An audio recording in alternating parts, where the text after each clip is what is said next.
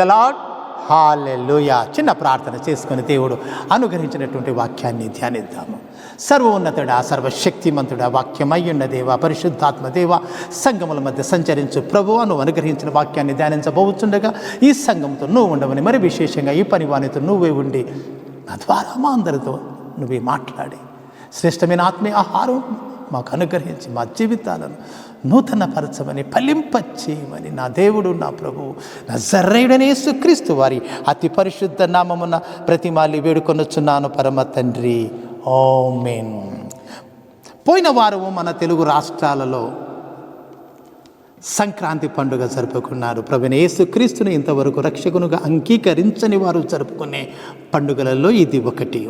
మన రాష్ట్రంలో ఇదే కాక వినాయక చవితి, దీపావళి, దసరా ఇలా రకరకాల పండుగలు జరుపుకుంటున్నారు. వీరు జరుపుకునే ప్రతి పండుగలో ఏదో ఒక దేవుణ్ణి పూజించడం, ఆరాధించడం చేస్తారు. అలాగే వారి ఆశీర్వాదాల కోసం మొక్కుకుంటారు. ఇది ఎందుకు చెప్తున్నానంటే, శ్రీమతి భావన భాస్కర్ నన్ను ఒక ప్రశ్న అడిగింది. మనము సంక్రాంతి పండుగ జరుపుకునే వారికి సంక్రాంతి శుభాకాంక్షలు చెప్పవచ్చా? యేసు ప్రభును విశ్వసించే మనము అలాంటి గ్రీటింగ్స్ చెప్పవచ్చా? హ్యాపీ సంక్రాంతి అని చెప్పవచ్చా అని దానికి సంబంధించిన ఒక వీడియో నాకు పంపించింది. ఇద్దరు క్రైస్తవ పెద్దలు, కొంతమంది విశ్వాసుల మధ్య చర్చకు సంబంధించిన వీడియో అది. సంక్రాంతికి శుభాకాంక్షలు చెప్పవచ్చా వద్దా అన్న అంశం గురించి జరిగిన చర్చ అది. అక్కడ వారు చర్చించిన మాటలలో కొన్ని మీతో నేను పంచుకుంటాను. దాని యొక్క వీడియో లింక్ కూడా కావాలంటే నేను మీకు పంపిస్తాను. అది యూట్యూబ్లో మీరు చూడవచ్చు ఆ యొక్క వీడియోను. ఆ చర్చలో ఒక క్రైస్తవ పెద్ద అంటున్నాడు, అవిశ్వాసులు హ్యాపీ క్రిస్మస్ అని చెప్పుతారు కదా, అటువంటప్పుడు మనము కూడా వారు చేసుకునే పండుగకు హ్యాపీ సంక్రాంతి అని చెప్పితే తప్పేమున్నది? వారు హ్యాపీ క్రిస్మస్ అని చెప్పినంత మాత్రాన యేసు ప్రభువును పూజించినట్లు కాదు కదా. అలాగే మనము హ్యాపీ సంక్రాంతి చెప్పినంత మాత్రాన వారి దేవుణ్ణి మనము పూజించినట్లు కాదు కదా. ఇంకొక అతను అంటున్నాడు, హోలీకి, దసరాకు శుభాకాంక్షలు చెప్పకూడదు, కానీ సంక్రాంతికి చెప్పవచ్చు, ఎందుకంటే అది కోత పండుగ. మనము కూడా కోత పండుగ జరుపుకుంటాము కాబట్టి వారి కోత పండుగకు కూడా మనము శుభాకాంక్షలు చెప్పవచ్చు అని అతను అంటున్నాడు. ఆ చర్చలో ఇంకొక మాట కూడా వచ్చింది. యేసు ప్రభువును రక్షకునిగా అంగీకరించిన వారు వినాయక చవితికి చందా ఇవ్వవచ్చా అని. ఒక క్రైస్తవ పెద్ద అంటున్నాడు, మనము చేసుకునే పండుగలకు చర్చి కట్టడానికి అవిశ్వాసుల యొద్దకు వెళ్ళి చందాలు అడిగి తెచ్చుకుంటున్నాం కదా, మరి వారు వినాయక చవితి చందా అడిగినప్పుడు ఇస్తే తప్పేముంది? మనము అడిగి చందా తెచ్చుకున్నప్పుడు వారు అడిగినప్పుడు ఇవ్వాలి కదా. ఇంకొక క్రైస్తవ పెద్ద అంటున్నాడు, నా దగ్గరికి చిన్నపిల్లలు వచ్చి వినాయక చవితికి చందా అడిగినప్పుడు నేను వారిని ఇంటిలోనికి పిలిపించి చాక్లెట్లు ఇచ్చి నేను చందా ఇస్తే మీరు ఏమి చేస్తారని నేను వారిని అడుగుతాను. వారు మేము అందులో భాగంగా బీదలకు భోజనాలు కూడా పెడతామని అడిగినప్పుడు నేను చందా ఇచ్చి వారికి చెప్తాను, దీన్ని బీదలకు భోజనానికి పెట్టడానికి మాత్రమే ఖర్చు పెట్టండి, ఉపయోగించని చెప్తాను.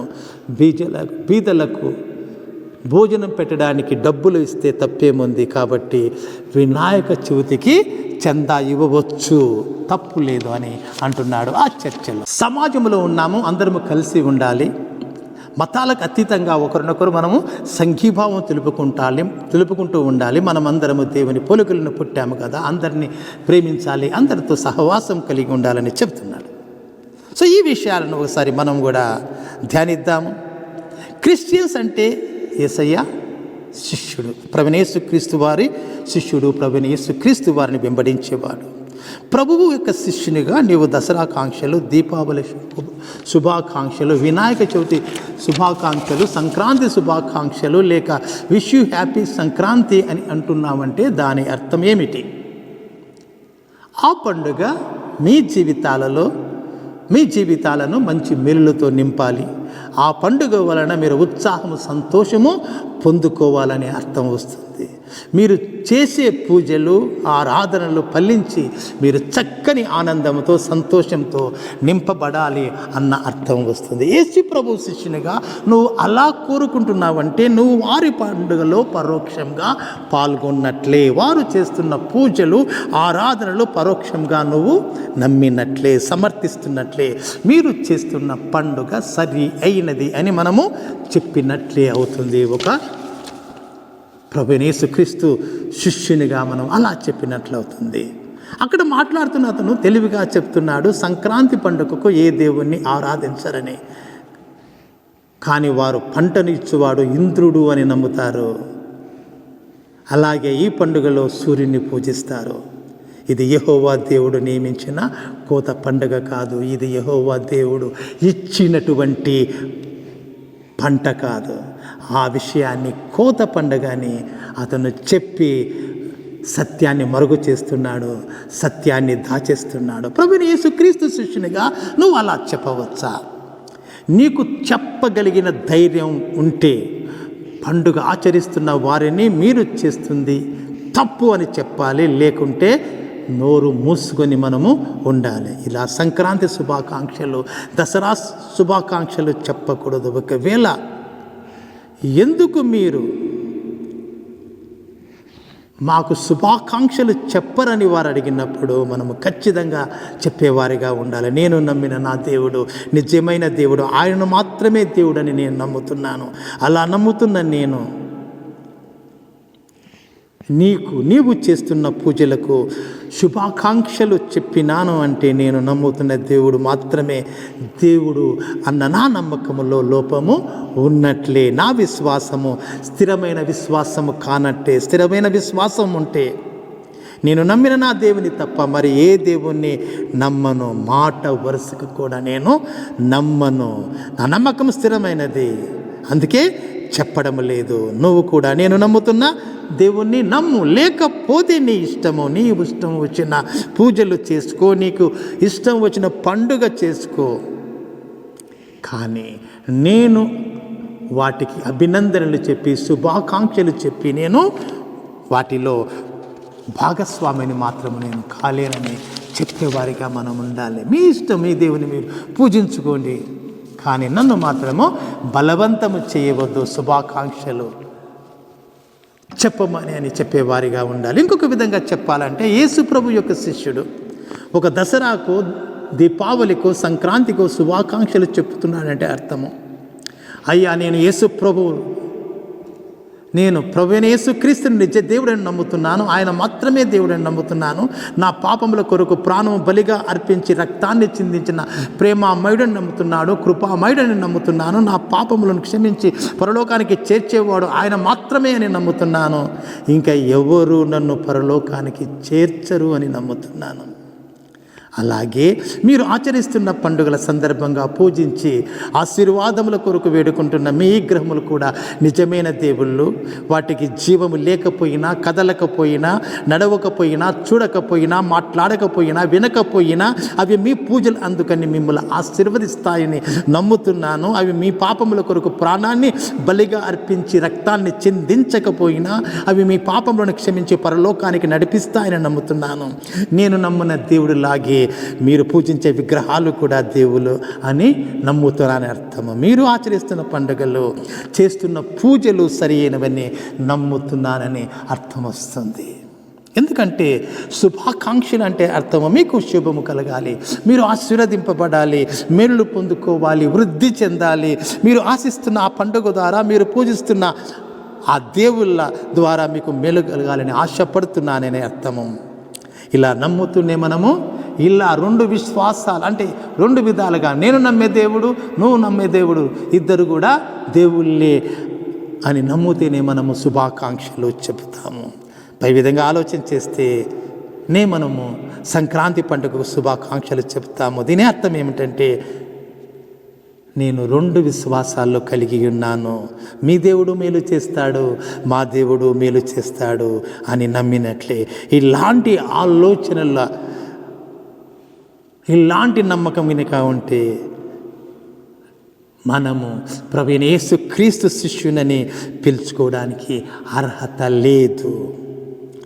నిజముగా ఆయనను మనము వెంబడించే వారము కాదు, ఆయన శిష్యులము కాదని మనము ఖచ్చితంగా తెలుసుకోవాలని నేను ప్రభు పేరిట మనవి చేయుచున్నాను. లూకాసు సువార్త 9వ అధ్యాయం 23వ వచనకు వాక్యము రాయబడింది, ఎవడైనను నన్ను వెంబడింపగోరిన ఎడల వాడు తను తాను ఉపేక్షించుకొని ప్రతి దినము తన సిలువను ఎత్తుకొని నన్ను వెంబడించవలెను. ప్రతి దినము ప్రతి క్షణము సిలువ కలిగి ఉండాలి. మనము సిలువను మోసుకొని మనం బ్రతకాలి, సిలువను ప్రకటిస్తూ బ్రతకండు తాను కాపాడుకునేవాడు నా శిష్యుడు కాదని ప్రభువు మనకు సెలవిస్తున్నాడు. అలాగే శుభాకాంక్షలు చెప్పినంత మాత్రాన వారి దేవుణ్ణి పూజించినట్లు కాదని మనము తప్పించుకోవచ్చు. శుభాకాంక్షలు చెప్తే వారు సంతోషపడతారు, ఉత్సాహంతో వారు పండుగను జరుపుకుంటారని తప్పుకోవచ్చు. మనుషుల మధ్య సంబంధం బాగుండాలి, ఒక మాట అంటే తప్పు లేదు కదా అని మనం తప్పించుకోవచ్చు. 2 విశ్వాసాలు నాలో లేకపోయినా, 2 విశ్వాసాలు నీలో లేకపోయినా నీ ప్రవర్తన నీకు 2 విశ్వాసాలు ఉన్నట్టు తెలియజేస్తున్నది. వారు చేస్తున్నది సరి అయినది అన్న సందేశము మనం శుభాకాంక్షలు చెప్పడం ద్వారా విడుతుంది. అలాంటి సందేశము మీరు ఇవ్వాలనుకుంటే, వారు చేస్తున్న పండుగ సరి అయినదని మీరు చెప్పాలనుకుంటే శుభాకాంక్షలు చెప్పవలసిందిగా నేను మనవి చేస్తున్నాను. సంక్రాంతి, వినాయక చవితి, దసరా, దీపావళి మొదలగు పండుగలు చేసుకుంటున్న వారిని మీరు చేస్తున్నది సరి అయినదని మీరు బలపరచాలనుకుంటే, వారికి అవిశ్వాసాన్ని మరింతగా వృద్ధి చేయాలనుకుంటే మీరు శుభాకాంక్షలు చెప్తుండే. ఒక చిన్న పిల్లవాడు బురదలో ఆడుకుంటూ ఉంటే, ఏదో సరదాగా ఆడుకుంటున్నాడు, సంతోషంతో ఉత్సాహంగా ఆడుకుంటున్నాడు, వాని సంతోషం వాని ఆనందం వానిది, ఎందుకు వారిని మనం బాధ పెట్టాలి? నాయనా బాగా ఆడుకోరా నాయనా, ఒళ్ళంతా బాగా బురద పూసుకో, తల కూడా కొంచెం బురద అంటించుకో, సంతోషించి ఆనందించు అని అంటామా? అనము కదా. ఇది అంతే. చేతనైతే ధైర్యం ఉంటే చెప్పాలి, ఇది సరి అయినది కాదని. లేకుంటే నోరు మూసుకోవాలి. ఎవరు బలవంతం చేస్తున్నారు మిమ్మల్ని శుభాకాంక్షలు చెప్పుకొని? ఎవరు బలవంతం చేస్తున్నారు మిమ్మల్ని శుభాకాంక్షలు చెప్పుకొని? ఎందుకు అనవసరమైన చర్చలు, సమర్థింపులు, తప్పుడు బోధలు ఎందుకు చేయాలి మీరని ప్రభుపేట నేను మిమ్మల్ని అడుగుతున్నాను. ఎందుకు విశ్వాసాన్ని కలుషితం చేస్తారని నేను అడుగుతున్నాను. ఎందుకు లేనిపోని రచ్చలు లేవతిస్తారని ప్రభు పేరిట నేను మిమ్మల్ని అడుగుతున్నాను. అలాగే ఇంకొక మాట కూడా మీకు నేను జ్ఞాపకం చేస్తాను. ఇక్కడ మీరు చందాకు వచ్చారు, మీరు చేస్తున్నది సరైనది కాదు అని నేను నమ్ముతున్నాను. నేను మీకు చందా ఇచ్చినానంటే, నేను వినాయక చవితికి కానీ మరి దేనికి కానీ, ఏ విగ్రహ పూజకు కానీ చందాని ఇచ్చినానంటే మీరు చేస్తున్నది సరి అయినది అని నేను చెప్పినట్లే. నేను ఇచ్చిన ఈ డబ్బును మీరు వినాయక విగ్రహాన్ని కొనడానికి ఉపయోగించుకోవచ్చు, పూజ సామాగ్రిని కొనడానికి ఉపయోగించుకోవచ్చు, పూజారులకు ఇవ్వడానికి ఉపయోగించుకోవచ్చు, భోజనాలు పెట్టడానికి ఉపయోగించవచ్చు. అది దేనికి ఖర్చు పెట్టినా పండుగ పేరిట అది వినాయకునికి ఖర్చు పెట్టినట్లే, వినాయకుని పేర ఇచ్చినట్లే అది నాకు పాపమవుతుంది.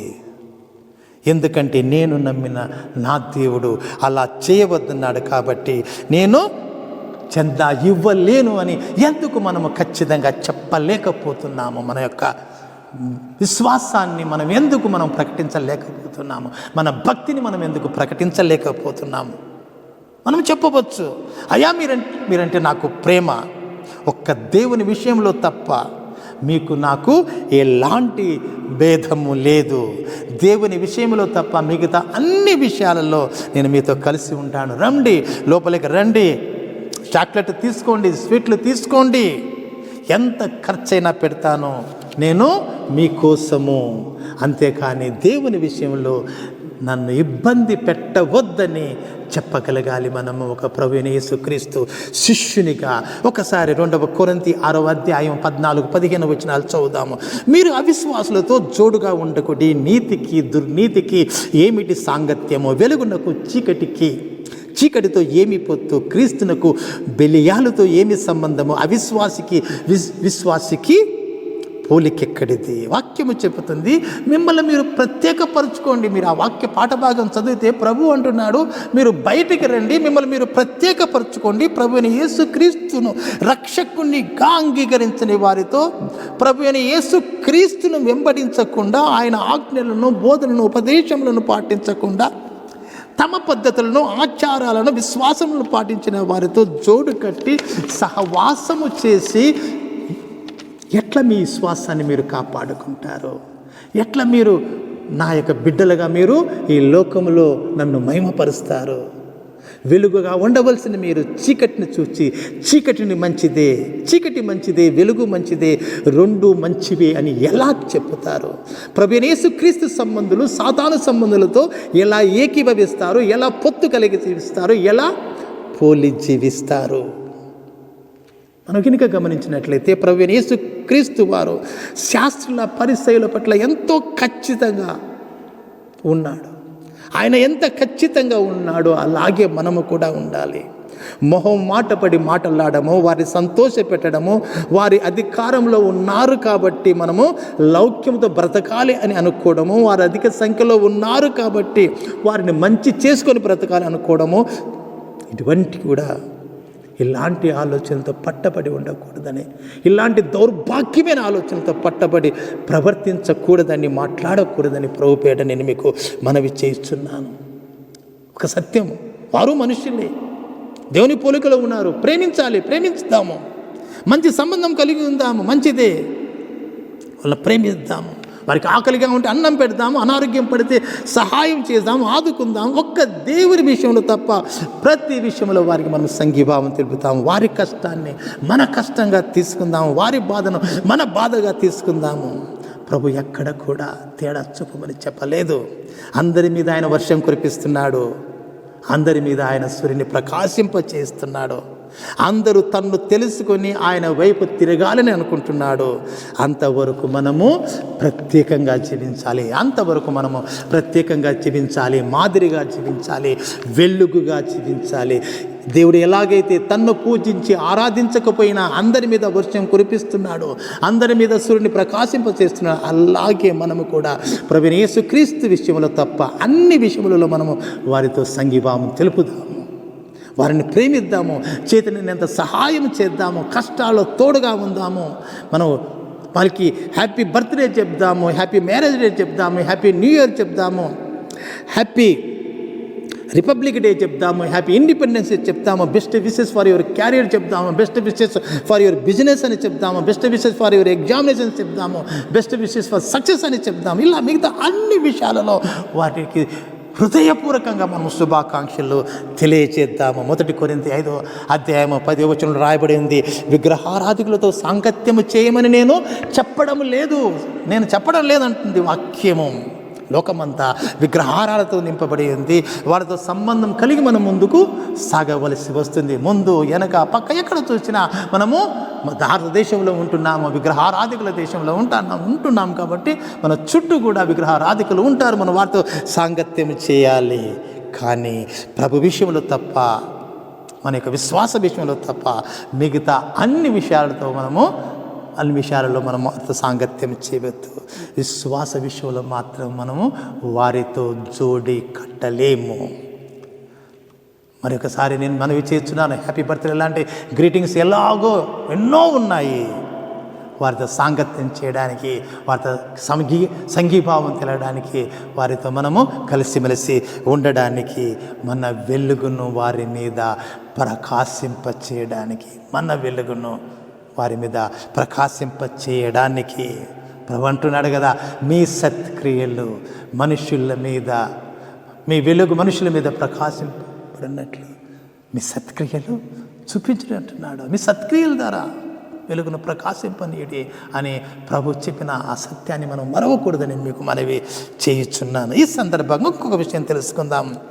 చర్చి కట్టుకోవడానికి, క్రిస్మస్, ఈస్టర్ పండుగలు చర్చి వాసు కోసం జరుపుకోవడానికి అవిశ్వాసుల దగ్గర నుంచి మనం ఎప్పుడు కూడా చందా వసూలు చేయకూడదు. మనం బీదవారం కావచ్చు, ఎప్పుడు మనము వసూలు చేయకూడదు. మనం బీదవారము కావచ్చు, కానీ మన దేవుడు బీదవాడు కాదు. మన దేవుడు సర్వశక్తిమంతుడు, సర్వోన్నతుడు, సమస్తము ఆయనదే. భూమి దానిలోని సమస్తము ఆయనదే, సమస్త దమనము ఆయనదే. తప్పకుండా మందిరం కట్టుకోవడానికి, పండుగలు చేసుకోవడానికి ఆయన మనకు ఇస్తాడు. ఆయన ఏమి రంగురంగుల దీపాలతో, బల్బులతో మందిరాలను అలంకరింపచేసి, విచిత్రమైన డెకరేషన్లతో, రకరకాల బొమ్మలతో, రకరకాల ఆకులతో అలంకరించి, డబ్బులు లేకపోయినా భిక్షమడుక్కొని పండుగ చేసుకోమని చెప్పలేదు. మందిరాల పేరుతో గంభీరమైన పెద్ద పెద్ద భవనాలు కట్టమని చెప్పడం లేదు. నేను వాటిలో నివసిస్తానని చెప్పలేదు. ఆయన వాక్యం ఉంది, ఎక్కడ 2, 3 నా నామమున కూడుకుంటారో అక్కడ నేను ఉంటానంటున్నాడు. ఒక చెట్టు కింద ముందు స్టార్ట్ చేయండి, ఒక 2 రేకులు వేసుకొని స్టార్ట్ చేయండి, లేకపోతే ఒక దుప్పటి నీడగా పెట్టుకొని మొదలు పెట్టండి. తప్పకుండా ఆయన కృప చూపుతాడు మీ యొక్క విశ్వాసాన్ని బట్టి.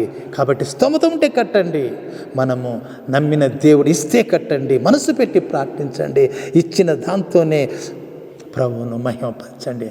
ఆయన ఏమిస్తాడో దానితోనే ప్రభువును మహిమపరదాము, దానితోనే పండుగ చేసుకుందాము, దానితోనే చర్చలు కడదాము. సమస్తము ఆయన ఇచ్చిన దాంతోనే మనం చేద్దాము. అంతేకాని ప్రభువైన యేసుక్రీస్తును నమ్మని వారి నుండి డబ్బులు తీసుకొని ప్రభువైన యేసుక్రీస్తును ఎలా మహిమపరుస్తాము? సిగ్గు ఉండాలి మనకు. ఎలా మహిమపరుస్తాము వారిని? ఆయన మహిమ కోసం మనం ఎలా ఉపయోగిస్తాము? కొంతమంది ఏం చెప్తారంటే, బైబిల్లో ఒక శతాధిపతి యూదులకు సమాజ మందిరం కట్టించి ఇవ్వడాన్ని మనకు చెప్తారు. లూకాసు వార్త 7వ అధ్యాయంలో ఇది రాయబడి ఉంది. అలాగే శతాధిపతి అయిన కొర్నేలి యూదులకు సహాయం చేయలేదా అని. కాబట్టి అన్యజనుల నుంచి సహాయం పొందుకోవడము ఇది కొత్త కాదు, కొత్త నిబంధన కింద రాయబడి ఉంది. కాబట్టి చందా మనం వసూలు చేయొచ్చు అన్యజనుల నుంచి అని చెప్పేసి అర్థం ఇచ్చేటట్టుగా కొందరు మాట్లాడుతున్నారు. మనం ఒక విషయం గమనించాలి. మనం బైబిల్ కనుక సంపూర్ణంగా మనం ఇక్కడ వాక్యాన్ని చదివినట్లయితే, వారు యూదుల దేవుణ్ణి ప్రభువైన యేసుక్రీస్తును నమ్మి ఇచ్చినట్లుగా మనకు అర్థమవుతుంది. ఎవ్వరూ వెళ్ళి వారిని అడుక్కున్నట్లుగా బైబిల్లో వ్రాయలేదు. ఎవరు వెళ్ళి దేహి అని అడిగినట్లుగా బైబిల్లో వ్రాయలేదు. కాబట్టి ప్రభు ఇస్తే తీసుకుందాము, ప్రభు యొక్క పనికి ఉపయోగిస్తాము, ప్రభు కొరకు ఉపయోగిస్తాము. అంతేగాని ప్రభువు పేరట అవిశ్వాసం నుంచి భిక్షం అడుక్కోవడము మానేద్దాము. ఒకవేళ వ్యక్తిగత అవసరాల నిమిత్తము మీరు అడుక్కుంటే అడుక్కోవచ్చు, అప్పు తీసుకుంటే అప్పు తీసుకోవచ్చు, సహాయం పొందుకోవచ్చు, సహాయము చేయవచ్చు. చివరి ఒక్క మాట చెప్పి ముగిస్తాను. కొంతమంది మేము దేవుని యందు చాలా భయభక్తులు కలవారం అని అనుకోవచ్చు. మేము చాలా భయభక్తుల కలవారము, మా విశ్వాసం పటిష్టమైనది, మా విశ్వాసం స్థిరమైనది. సంక్రాంతికో దసరాకో శుభాకాంక్షలు తెలిపినంత మాత్రాన నేను వారితో ఏకీభవించినట్లు కాదు. అంత బలహీనమైనది కాదు నా విశ్వాసం అని అనవచ్చు. మీ విశ్వాసము బలమైనది, స్థిరమైనది కావచ్చు, కానీ మీరు టీవీలలో, యూట్యూబ్లలో మాట్లాడే మాటలు బలహీనమైన విశ్వాసం గలవారు విని తప్పిపోవచ్చు, అవిశ్వాసులతో కలిసిపోవచ్చు, సాంగత్యము చేయవచ్చు. ఒకసారి 1 కొరింథీ 8వ అధ్యాయము 10వ వచనం చదువుతాం. ఏలయనగా జ్ఞానము గల నీవు విగ్రహముల యందు భోజన పంక్తిని కూర్చుండగా ఒకడు చూచిన ఎడల బలహీనమైన మనస్సాక్షి గల అతడు విగ్రహములకు బలి ఇవ్వబడిన పదార్థములను తిరుడకు ధైర్యము తెచ్చుకొనడా. వాక్యము చెబుతుంది, బైబిల్ జ్ఞానం కలిగి, బైబిల్ పాండిత్యం కలిగి, ప్రభువైన యేసుక్రీస్తును వెంబడిస్తూ బలమైన విశ్వాసాన్ని చెప్పుకునే వ్యక్తి విగ్రహ సంబంధమైన భోజనం తింటూ, ఇది అన్ని భోజనాల మాదిరే భోజనము, ఇది అపవిత్రమైనది కాదు, విగ్రహముల యందు ఏమీ మహిమ లేదు అని నమ్మి ప్రార్థించి తింటున్నప్పుడు దేవుని గురించిన జ్ఞానము లేకపోతే బైబిల్ గురించిన జ్ఞానము సంపూర్ణంగా లేనివారు, విశ్వాసములో ఇంకా ఎదుగుతున్నవారు ఒకవేళ దానిని చూచి ఇంత గొప్ప దేవుని పనివాడు, ఇంత గొప్ప వక్త, విగ్రహాలకు పెట్టింది తింటున్నాడు అంటే మనము కూడా తినవచ్చని వాటిని కళ్ళకు అద్దుకొని తినవచ్చు, ఆ విగ్రహాన్ని మహిమపరచవచ్చు. కాబట్టి మేము పెద్దలము, మేము పండితులము, బైబిల్ జ్ఞానము పుష్కలంగా ఉండాలనుకునే వారు జాగ్రత్తగా ఉండాలని వాక్యము మనకు చెప్తుంది. కాబట్టి మేము పెద్దలము, సమస్త జ్ఞానము కలవారం అనేవారు మాలాంటి బలహీనమైన విశ్వాసం గల వారిని దృష్టిలో పెట్టుకొని మా విశ్వాసాన్ని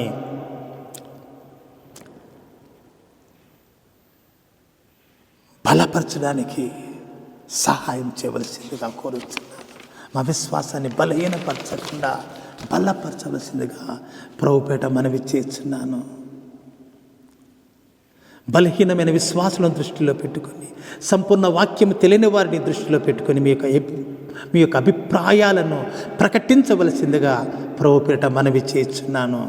ఇక్కడ ఈ వాక్యం వింటున్న ప్రతి ఒక్కరు కూడా బైబిల్ ఏమి చెప్తుందని ఆలోచన చేయండి. బైబిల్లో ఏ వాక్యము వ్రాయబడిందని చెప్పేసి మీరు పరిశోధించి తెలుసుకోండి, వాటిని పరీక్షించి తెలుసుకోండి. అంతేగాని మనుషులు ఏమి చెప్పుతున్నారు అన్న మాటలను మీ మనసులోనికి రానివ్వద్దని నేను చెప్తున్నాను. నా మాటలు కూడా మీరు బైబిల్ గ్రంథంలో పరీక్షించి పరిశోధించిన తర్వాత నేను నమ్మండి అని నేను మీకు మనవి చేస్తున్నాను.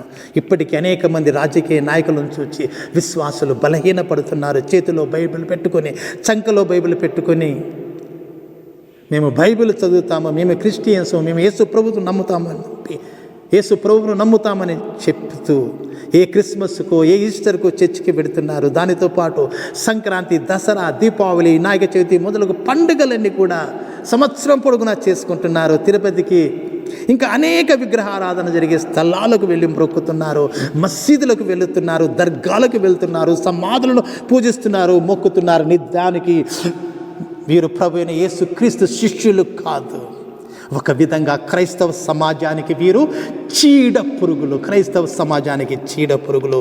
ప్రభు అయిన యేసుక్రీస్తును, ఆయన బోధనను అపహాస్యము చేస్తున్నారు. నేను తప్ప వేరొక దేవుడు లేడు అన్న వాక్యం వారి మనస్సులో ఫలించలేదు. వారి మనస్సులో వారి పేరుకు క్రిస్టియన్స్గా చెప్పుకుంటున్నారు, కానీ ఆ దేవుని వాక్యం వల్ల ఫలించలేదు. కానీ దురదృష్టం ఏమిటంటే వారు పెద్ద పెద్ద పొజిషన్లో ఉంటున్నారు, అధికారంలో ఉంటున్నారు, కుయుక్తులతో ఉంటున్నారు. మరి అటువంటి వారే చేస్తున్నప్పుడు మనము కూడా చేయవచ్చు కదా.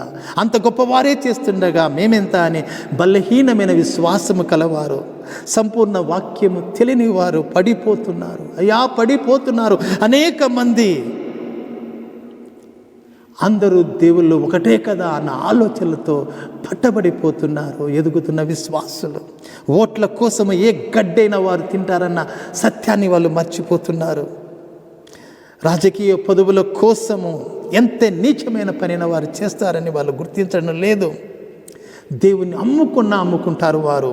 యేసు ప్రభువును వదిలిపెడితే మీకు ఎమ్మెల్యేనో, ఎంపీనో, లేకపోతే ముఖ్యమంత్రినో, గవర్నర్నో, మంత్రినో చేస్తానంటే, ఇంకా ఏ గొప్ప పదవిని ఇస్తానంటే యేసు ప్రభువును వదిలేసి ఏ విగ్రహం యొక్క కాళ్ళు పట్టుకోవడానికి కూడా తీరు ఈ క్రైస్తవ రాజకీయ నాయకులు. మేము క్రైస్తవులమంటూ రాజకీయాలు చేస్తున్నటువంటి మనుషులు.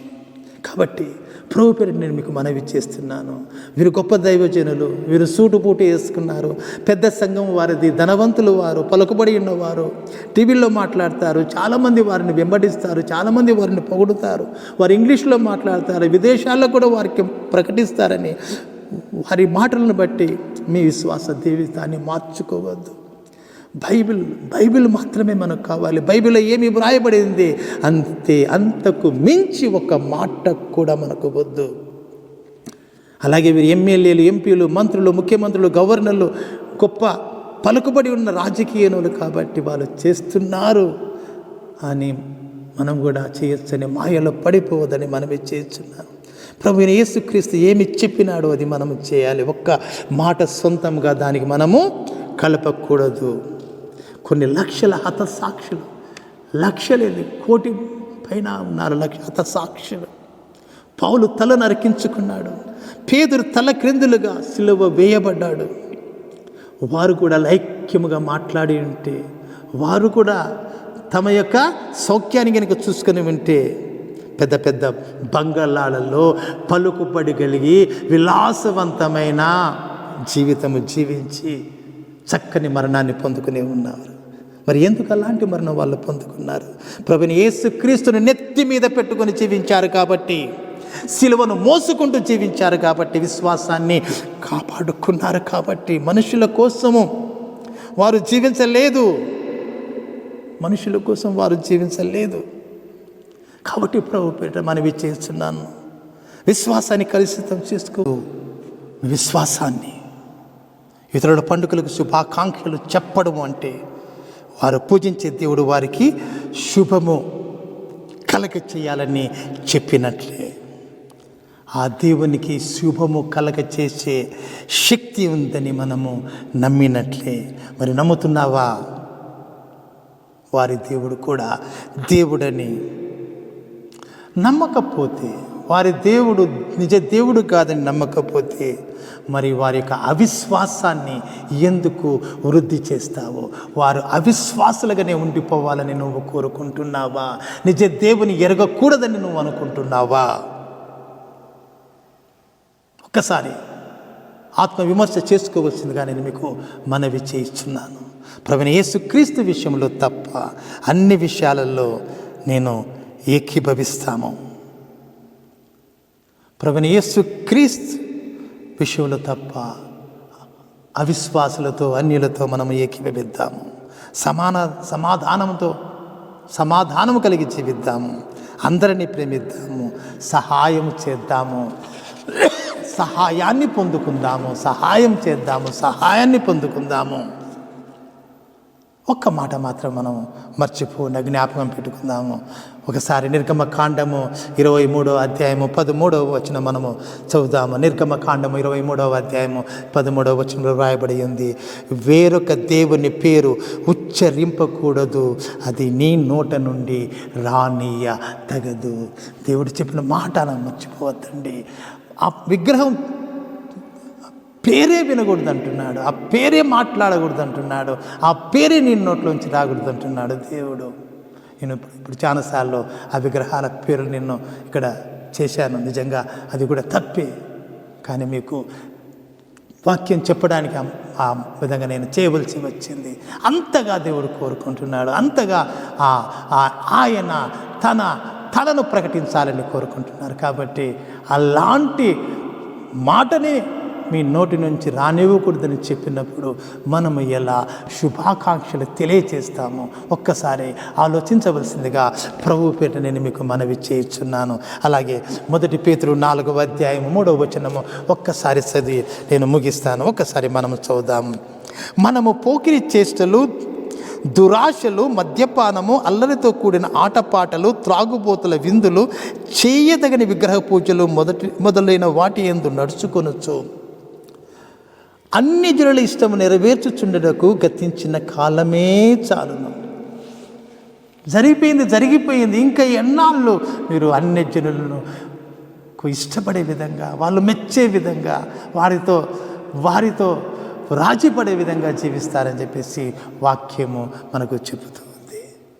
కాబట్టి ప్రభు కొరకు జీవిద్దాము, ప్రభువును ప్రకటిస్తూ జీవిద్దాము, ప్రభుకు ఇష్టమైన వారిగా జీవిద్దాము. అలాగే అన్ని జనులతో కూడా కలిసిమెలిసి జీవిద్దాము. మన విశ్వాసాన్ని కాపాడుకుంటూ వారి అవిశ్వాసాన్ని వృద్ధి చేయకుండా, వారి అవిశ్వాసాన్ని పెంచి పోషించకుండా ఈ సత్యాన్ని మీ మనసులో ప్రతిష్ఠించుకోండి. ప్రభువుని అడుగుదాం, సహాయం చేయమని, కృప చూపమని, విశ్వాసాన్ని స్థిరపరచమని. తలలు వంచండి, చిన్న ప్రార్థన చేసుకుందాము. సర్వోన్నతుడా, సర్వశక్తిమంతుడా, అత్యంత కృప కనికరము గల దైవ నాయన, అవును ప్రభువా నా తండ్రి నాయన, మేము తండ్రి నాయన సత్యం ఎరిగి కూడా తండ్రి నాయన ఈ లోకరీత్యా లౌక్యంగా తండ్రి నాయన మనుషులు సంతోష పెట్టేవారిగా తండ్రి మా విశ్వాసముతో నా తండ్రి నాయన, మా భక్తి జీవితంతో ప్రభువా రాజీ పడి నా తండ్రి నాయన ప్రభువా ఈ లోకంలో నా తండ్రి ప్రవర్తించుటకు ప్రభువా సాహసము చేస్తుండగా తండ్రి నువ్వు ఆయన మాతో మాట్లాడిన పాటలు బట్టి నీకు స్తోత్రం చెల్లిస్తున్నాం తండ్రి నాయన. ఆయన గడిచిన కాలము తండ్రి నాయన ఇంకా అన్ని జనులను ప్రభు అవిశ్వాసాలను వారిగా తండ్రి, వారిని సంతోషపెట్టే వారిగా తండ్రి నాయన, వారికి అనుకూలమైన వారిగా నా తండ్రి, విశ్వాస విషయంలో మాత్రం తండ్రి రాజీ పడకుండా మా విశ్వాసాన్ని, మా భక్తి జీవితాన్ని కాపాడుకుంటూ నా దేవా నాయన, నువ్వు మాకు బోధించిన బోధలను నాయన, ఉపదేశాలను ప్రభువా నాయన, ఆజ్ఞలను పాటించుకుంటూ నాయన, మా సత్క్రియల ద్వారా మా వెలుగును అవిశ్వాసుల మీద, అన్ని జనుల మీద ప్రకాశింపచేస్తూ నిన్ను మహిమపరిచేవారిగా, నిన్ను ప్రకటించేవారిగా మా జీవితాలను నాయన నిలబెట్టమని ప్రభువా నా దేవా నాయన, ప్రభువా నా తండ్రి నాయన, నీ బిడ్డలుగా నీకు మహిమకరంగా నాయన ఈ భూమి మీద నాయన నివసించున్నట్లు, నీ సాక్షిగా నివసించున్నట్లు ప్రభువా కృప చూపుమని నాయన, నా దేవుడు, నా ప్రభు, నజరేయుడైన యేసుక్రీస్తు వారి అతి పరిశుద్ధ నామమున బ్రతిమాలి వేడుకొనుచున్నాను పరమ తండ్రి. ఆమేన్. Praise the Lord. God bless.